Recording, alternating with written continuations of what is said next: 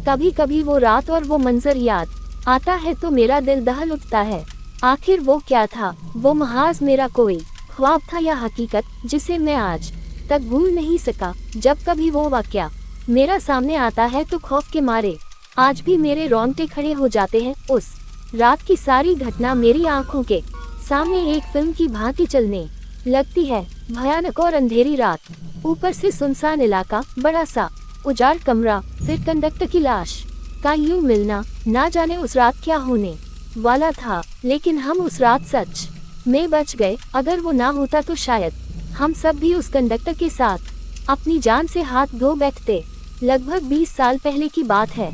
मैंने अपने परिवार के साथ जयपुर घूमने का कार्यक्रम बनाया। बेटा बहुत दिनों से जिद कर रहा था कि पापा मुझे राजस्थान घूमने के लिए ले चलिए, सो मैं उसकी बात मानकर उसे जयपुर घुमाने को राजी हो गया। मैं, मेरी पत्नी रीमा और बेटा संयम घर से जयपुर के लिए रवाना हो गए। हमने 2 दिन में पूरा जयपुर घूम लिया, लेकिन मेरे पास अभी 2 दिन की छुट्टी और भी बची थी, तो मैंने सोचा क्यों ना अजमेर शरीफ भी हो आते हैं। चूंकि हमारी ये प्लानिंग अचानक हुई थी तो हमें जल्दबाजी में बस का सहारा लेना पड़ा। उस बस में और भी यात्री थे, खासकर बुजुर्गों की संख्या ज्यादा थी। हमारी जैसी केवल एक ही फैमिली थी। बस में यात्री भी कम ही थे, क्योंकि बस भी थोड़ी खजारा थी, इसलिए शायद उसमें ज्यादा यात्री नहीं बैठे होंगे। करीब रात के 8 बजे बस अपने गंतव्य की ओर रवाना हो चली। हम तीनों अपनी अपनी सीटों पर टेक लगाकर बैठ गए। संयम तो सो गया, लेकिन मुझे और रीमा को बीच बीच में हल्की हल्की झपकी सी आ जाती। एक तो वीरान और अनजानी जगह, ऊपर से खजारा बस में मुझे अनकंफर्टेबल लग रहा था। ड्राइवर को भी शायद बहुत जल्दी थी गंतव्य तक पहुंचने की, इसलिए वो भी बस को तेज रफ्तार में भगाए चला जा रहा था। अंदर से डर भी लग रहा था कि कहीं वो बस को ठोक ना दे, क्योंकि अंधेरा घना था, साथ में सुनसान सड़क के किनारे जिन पर न कोई घर देख रहा था और सड़क पर भी इक्का दुक्का वाहन ही दिखाई दे रहे थे। कुछ बुजुर्गों ने ड्राइवर को टोका भी कि बस की रफ्तार जरा धीमी करो। कुछ समय तक तो उसने बस को धीमी रफ्तार में चलाया, लेकिन फिर कुछ देर के बाद उसने फिर से बस की रफ्तार बढ़ा दी। एक बुजुर्ग ने फिर से उस ड्राइवर को टोका कि बस की रफ्तार कम करो, लेकिन मना करने के बावजूद फिर से ड्राइवर ने रफ्तार बढ़ा दी। तब ड्राइवर ने जवाब दिया कि अंकल जी, जो मैं कर रहा हूँ वो बिल्कुल ठीक कर रहा हूँ। मैंने सुना है कि ये इलाका अच्छा नहीं है, बहुत ज्यादा खतरा है इस जगह, और हम इस इलाके को जितनी जल्दी पार करके आगे बढ़ जाएं उतना अच्छा। ड्राइवर की बात सुनकर सबने कहा कि चलो ठीक है। बस तेज रफ्तार से आगे बढ़ ही रही थी कि तभी एक तेज आवाज के साथ बस का थोड़ा संतुलन गड़बड़ाया और बस थोड़ी दूर बढ़ी और रुक गई। अब सब सकपका गए कि अचानक ये क्या हुआ। इतना खतरनाक इलाका और बस का रुकना, किसी का भी जी डर जाएगा। ड्राइवर ने अपनी टार्च जलाई, बस के नीचे उतरा और उसने देखा कि क्या बात है, बस को आखिर क्या हुआ, वो रुकी क्यों। कुछ देर के मुआयने के बाद उसे पता चला कि बस के पीछे और के दोनों पहिए पंचर हो चुके हैं और बस में एक्स्ट्रा पहिए भी नहीं है जिससे उसकी मरम्मत हो सके। अब क्या किया जाए, सभी सोच में पड़ गए। रेतीली अनजान जगह, अमावस की गहरी काली रात, जंगली जानवरों का डर और बस का यूं खराब हो जाना, सबके तो जैसे होश ही उड़ गए थे। अब क्या करें क्या ना करें, किसी के कुछ भी समझ में नहीं आ रहा था। तभी कंडक्टर को थोड़ी दूर एक रोशनी दिखाई दी। उसने सबसे कहा कि देखो, वहाँ रोशनी दिखाई दे रही है, हो सकता है कि वहाँ कोई गांव हो, चलो सब वहाँ चलते हैं, शायद रात भर के लिए कोई सुरक्षित जगह मिल जाए।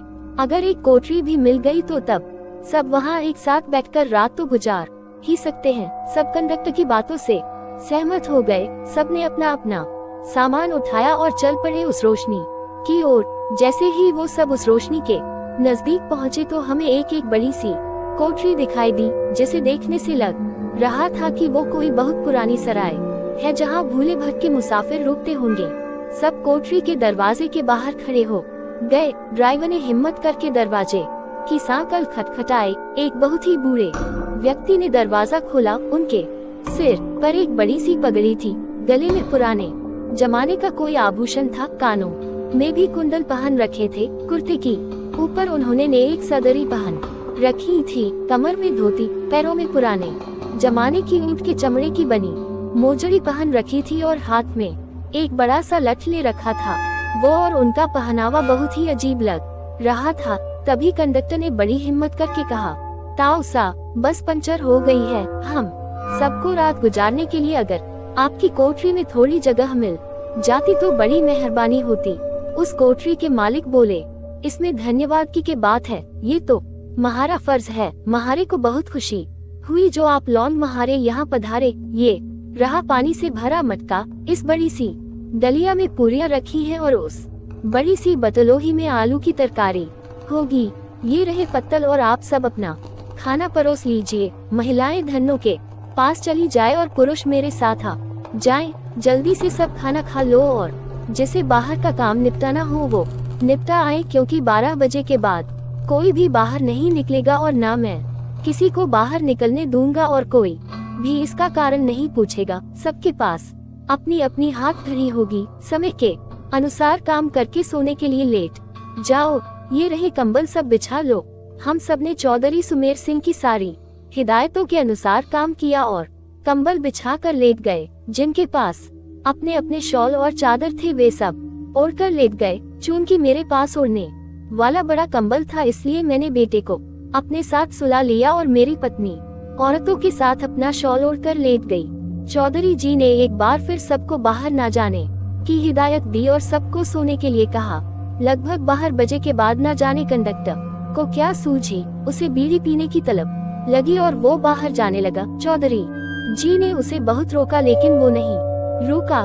कंडक्टर के बाहर जाने के बाद चौधरी जी ने जल्दी से कोठरी के किवाड़ बंद किए और साथ में पटरे की मदद से किवाड़ को मजबूती से बंद कर दिया कि कोई भी भीतर न आ सके और सारे रोशनदान और खिड़कियों को भी बंद कर दिया। कुछ देर के बाद बाहर से बहुत बुरी बुरी और डरावनी आवाजें आने लगी। साथ में कंडक्टर की भी आवाज सुनाई दी। वो चिल्लाकर बचाओ बचाओ चिल्ला रहा था। कोठरी के कुछ लोग कंडक्टर की मदद के लिए बाहर जाने लगे लेकिन चौधरी जी ने उन्हें सब ये कहकर रोक दिया कि अगर सब बाहर गए तो सर्वनाश हो जाएगा।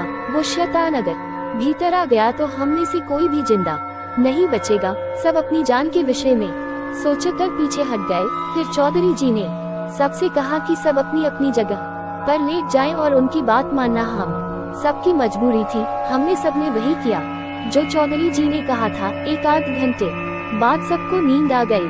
हम सब सुबह जगे तो वहाँ का मंजर देखकर दंग रह गए। हम सब रेत पर लेटे थे और वहाँ से कोठरी गायब थी। केवल हम लोगों का सामान ही पड़ा था। वहाँ 2 समाधियाँ बनी थी जिन पर चौधरी सुमेर सिंह और धन्नो सिंह लिखा था। हम सब ये देखकर हैरान थे कि आखिर रात को जो हुआ था वो ख्वाब था या हकीकत। तभी वहाँ से एक चरवाहा अपनी भेड़ों के साथ निकला। उसको हम लोगों ने सारी बात बताई तो उसने बताया कि यहाँ बहुत समय पहले एक सराय हुआ करती थी जिसकी रखवाली चौधरी सुमेर सिंह और उनकी पत्नी धन्नो किया करते थे और उन दोनों के स्वर्गवास के बाद आज भी उनकी आत्माएं भटके हुए मुसाफिर की मदद करने आती हैं। इस इलाके में बहुत शैतानी आत्माएं रहती हैं जो लोगों को कत्ल कर देती हैं, लेकिन सुमेर सिंह और उनकी पत्नी अच्छी आत्माएं हैं इसलिए वो लोगों की मदद करने आ जाते हैं। ये सब कहकर चरवाहा वहाँ से चला गया लेकिन हम सब के मुंह और आंखें खुली की खुली रह गई। फिर हम सब ने अपना अपना सामान उठाया और बस की ओर आए। देखा तो वहाँ कंडक्टर की लाश लहूलुहान पड़ी थी। वो सब देखकर हम सब का दिल दहल गया। थोड़ी देर के इंतजार के बाद वहाँ से एक दूसरी बस गुजरी और हम सब उसमें बैठकर अपने गंतव्य को रवाना हो गए। कहानी अच्छी लगी तो चैनल को लाइक करें और सब्सक्राइब करें। Thanks for watching.